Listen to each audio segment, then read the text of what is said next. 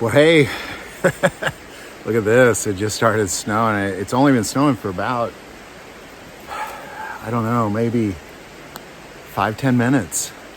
And it's covered. It's already pretty thick. I kind of think I might have to get down from here pretty quick because it's coming down hard. It's like, I don't know what the highways are like. But anyhow, this is beautiful. How incredible is this that I love this. I couldn't have strategically found a more beautiful place to do this. So we're just going to pick it up where we left off. We've been going through the Book of Jude verse by verse in 10 days. Also, please consider joining us as the remnant first Saturday of every month. We're going to meet on March 4th in Centerview, Missouri. We're meeting at 5. We're doing some service work in the morning. If you could join us, I'll put some links below to reach out to Joe. But other than that, we're just going to pick up where we left off in Jude, starting verse 12. These are spots in your love feast.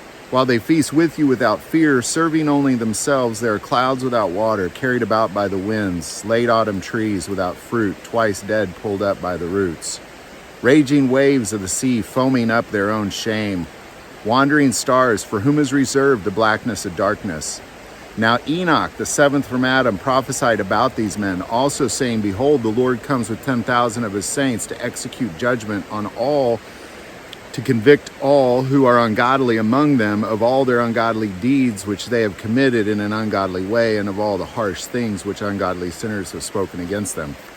Now what Jude is really talking about in this whole thing is he's given examples of ungodly things, and he's given examples of fallen angels who have infiltrated godly things to turn them into wicked things, and God always punishes them for that. There's always punishment for the fallen stars as well as for all of mankind that engaged in it with them.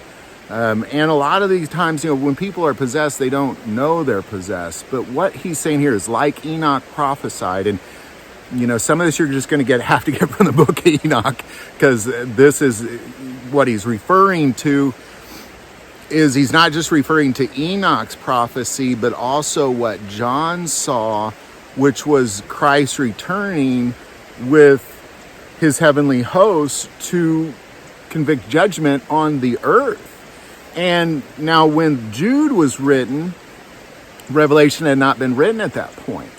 But if we look at Revelation, we can see this moment in time.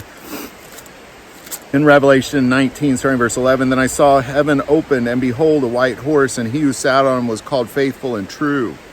And in righteousness he judges and makes war. His eyes were like a flame of fire, and on his head were many crowns. He had a name written that no one knew except himself. He was clothed with a robe dipped in blood, and his name is called the Word of God. And the armies in heaven, clothed in fine linen, white and clean, followed him on white horses. And these are what he's referring to. These, a lot of people mistakenly think, oh, that's us for some reason. No, that's not us following him. We will be before him. And there's lots of prophecies about that. Like, we'll be before him, but we won't be behind him. We'll be before him as if we are approaching a king is what it'll be. But who will be behind him are the 10,000 of the heavenly hosts that Judah is talking about. There's Ezekiel also talked about these same 10,000. But it's not who's coming with Jesus that's the important part. What Jude is saying is that these fallen stars have infiltrated the church back then. Because see, what this whole letter is written about was people were concerned about one thing, and Jude said, you might be concerned about that. But what you should be concerned about is you should be concerned about demonic things, about ungodly men and women infiltrating your church.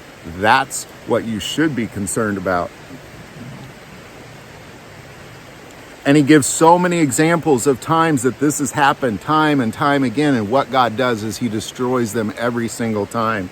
And now what he's saying is that there are wandering stars for whom is reserved the blackness of darkness forever. And these are the jail cells that God has for these fallen angels that Enoch talked about. Now Enoch, the seventh from Adam, prophesied about these men, also saying, Behold, the Lord comes with 10,000 of his saints. Saying, this is happening, but just know you need to be on the right side of things, because Jesus is coming with 10,000 saints that are going to wipe out all of this and bring about the kingdom of heaven on earth as it is in heaven. So what he's saying is, this is in your church, just know. There's giant clouds of snow coming from these huge redwood trees onto me. Just know that this is what's happening. So, as we continue to dig through this, just know that this is what's happening, that demons and ungodly men and women have infiltrated the church. And as we're going to talk about here soon, is that they cause division, but they accuse you of causing division. It's narcissism. It's like a borderline personality thing.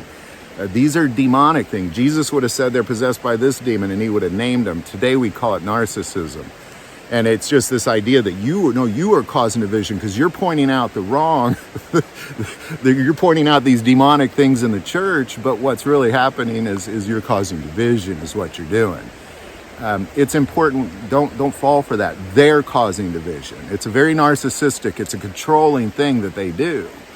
And many of you know exactly what I'm talking about as I'm saying it. But it's important that we point these demonic things out for what they are: wicked and satanic. It's very important, because like Jude said, what kind of fruit is being produced? What kind of fruit are you actually producing? You can judge a tree by its fruit, because these men and women, they produce no fall fruit. They just get uprooted over time. So I hope these videos are helping. Definitely stick with us. We're almost there. Got about 3 more episodes and we'll be done. So look at this, beautiful. This is great. All right, well, I'm going to try to get down. I think it's just coming down hard. So I'm standing under a big tree, kind of getting protected like an umbrella a little bit. So, all right, well, hey guys, thanks for joining us. We'll keep digging through this. Be prayerful that God show these things to you. Consider joining us the first Saturday of every month. If you can't be there in Centerview, Missouri in person, go live with us at 6 p.m. But with that being said, we'll see you tomorrow.